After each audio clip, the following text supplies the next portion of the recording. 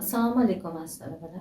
Bugun sizlar bilan birgalikda birinchi mavzumizga oid A3 formatiga ramka, ya'ni hoshiya va burchak shtampini chizishni o'rganamiz. A3 formatimizda doskamizni tasavvur qilamiz. A3 formatimizni ramkasini chizishini o'zini standartlari bor. Buni hozir birgalikda chizish jarayonida o'rganamiz. A3 formatimiz deb hisoblaymiz shuni. A3 formatimizni chap tomonidan 2 sm o'lchaymiz.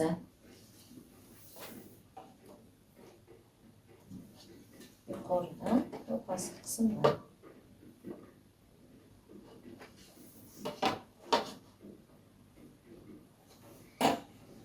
Belgilagan nuqtalarimizni birlashtirib chiqamiz.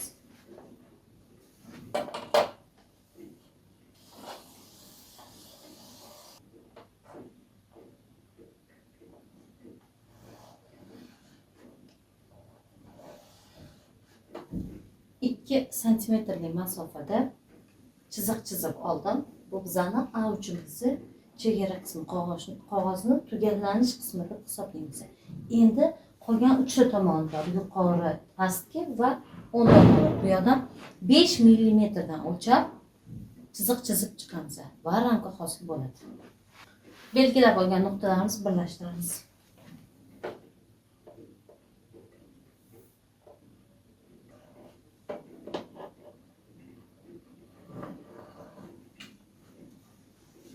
O'ng tomonda ham xuddi shu ishni takrorlaymiz. 5 mm dan.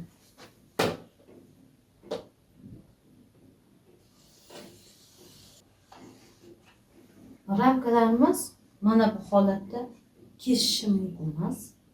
Chiziqlar bir-biriga birlashgandan so'ng ortiqcha qismini o'chirib tashlaymiz.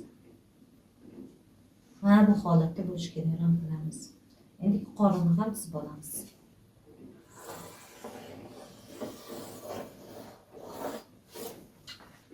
Ramkamizni o'lchovlarini qo'yib chiqdik. Chap tomondan 2 sm, bu qismda 5 mm. Qog'ozdan yuqorigacha 5 mm. 3 ta tom deb yozilgan. 3 ta tomon ham 5 mm dan chiziladi. Hoshiyasi degan ma'noni bildiradi. Endi sizlar bilan birgalikda burchak shtampini chizilish jarayoniga kirishamiz. Burchak shtampini ham chizilishini o'zini o'lchovlari mavjud. Shu o'lchovlar orqali chizamiz. Uzunligi 18,5 18 cm 5 mm o'lchab olamiz. Balandligimiz 5 cm 5 mm, ya'ni 55. Belgilab olgan nuqtalarimizdan to'g'ri shakl hosil qilamiz.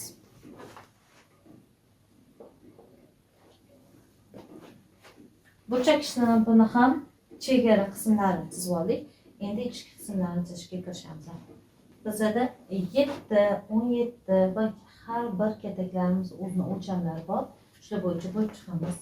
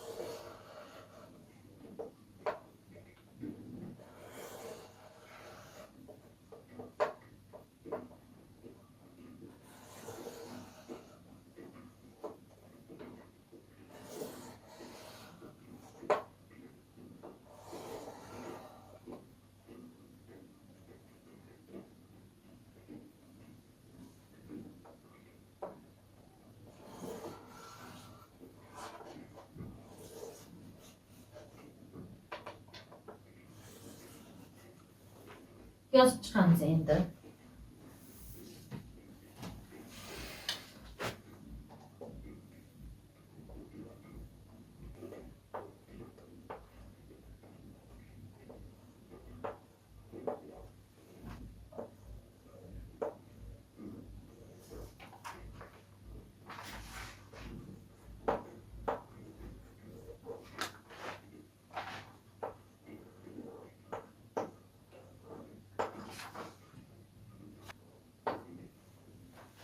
Har bir mana oraliq masofa keltirib o'tildi. Mana shu qismdan boshlab o'lchanadi 7 orasi.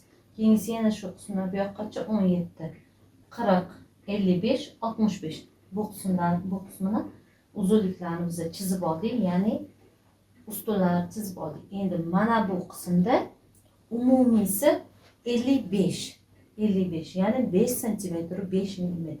Har bir oraliq 5 millimetrdan chizilgan.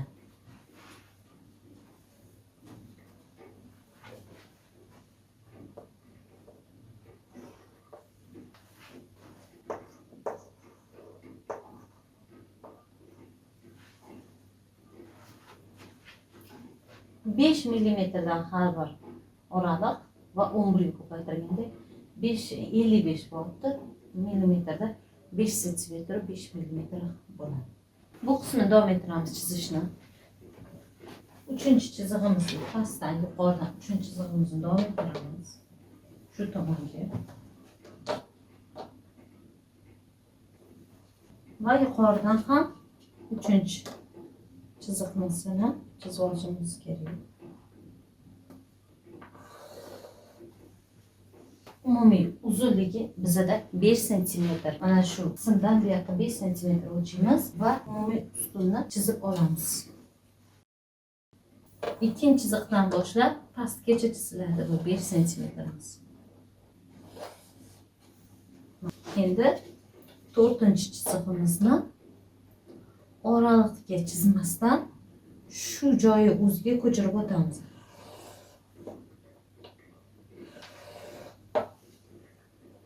Ya'ni mana bu qismda bizga kerak emas. Mana shu qismni o'ziga ko'chirib chizib olamiz. Pastki tomonda ham pastdan 4-chiziqni yuqoriga sanalgan bu tomonga ko'chirib chizib olamiz.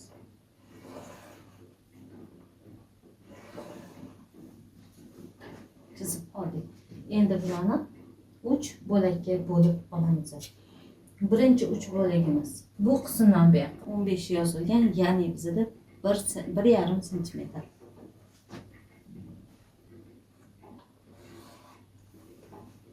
Mana bu umumiy uzunligimiz 50. Endi pastga mana shu bo'laklarni o'lchovlarini qo'yib chiqamiz.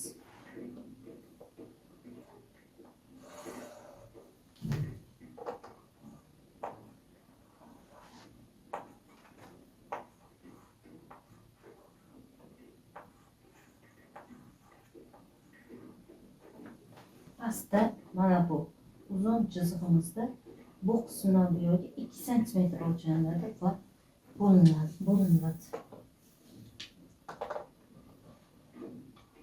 Burchak shtampini alohida ko'k rangda ajratdim.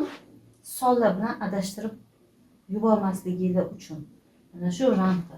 Bular berilish qismlari. Burchak shtampi mana shu holatda chizib olinadi. Ramka va burchak shtampini chizib oldik. Endi bularni ichki chiziqlarni to'ldirish bilan tushuntirib o'taman. Mana bu qismga chizdim. Bundan keyingisiga pastki qismga tekshirdim. Chizdim. Alimov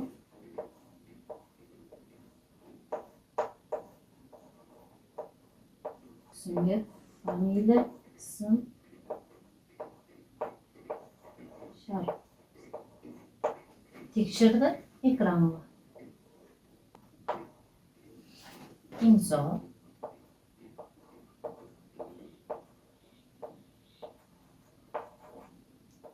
sana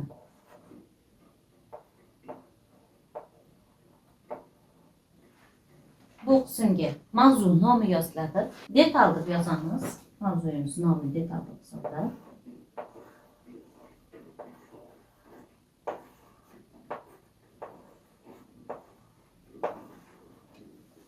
to'xtab yozdik. Bu qismga kafedrani qisqartirilgan boshqaruvlari. Bu yerda yo'nalish va guruh. Bu qismga guruh yoziladi.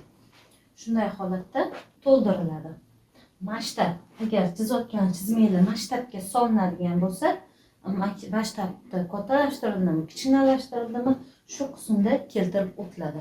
Agar masshtab chizma qanday holatda berilgan bo'lsa, shunday holatda chizilgan bo'lsa, bir deb yozib qo'yiladi. Bu degani chizma kattaligi bilan chizilgan degan ma'noni, hattoki o'zini o'lchami bilan chizilgan degan ma'noni beradi. Mana bugungi video darsligimizda sizlar bilan biz ramka va burchak shtampini chizilish jarayonini o'rganib oldik. Burchak shtampini chizilish jarayoni u qadar qiyin chizma emas. Burchak shtampini ichidagi yozish kerak bo'lgan qismlarni ham tushuntirib o'tdim. Bugungi mavzu tushunarli bo'lgan bo'lsa, xursandman. Barchangizga rahmat. Xayr salomat bo'ling.